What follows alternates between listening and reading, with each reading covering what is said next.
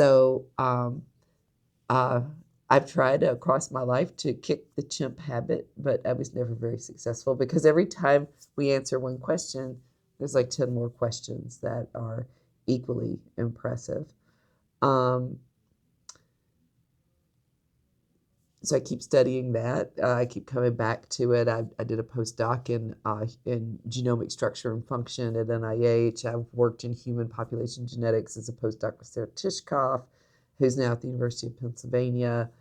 Um, and I just kept coming back to this question. It's not the only thing I address now that I'm at Texas A&M. I have a project that addresses similar kinds of questions, but on Texas taxa with a very future forward focus on basically on ecological forecasting and trying to predict tipping points, which is important for the future of all Texans, right? And for everybody around the world.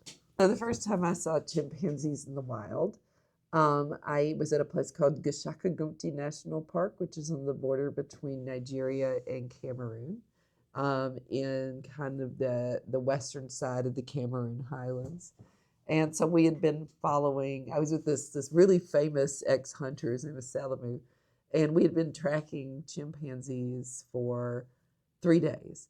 And we finally got close enough to them to where we could see them, and get, so this was back in the day. It was in the mid '90s, so it was before they really had digital cameras, right?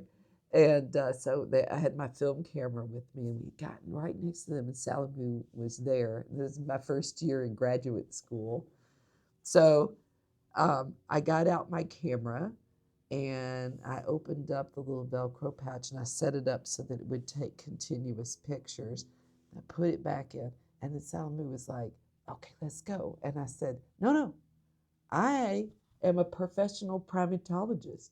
You wait, I'll sneak up." So I decided I was going to get right up underneath him. I was going to take a picture. So I crawled for like 45 minutes. I was so quiet. I didn't even break a single branch or a twig. And I got up right underneath them and I laid down and I looked up and I could see them. I was like, okay, this is the chance for me to get out my camera. So I went to open it up and I'd forgotten about the Velcro.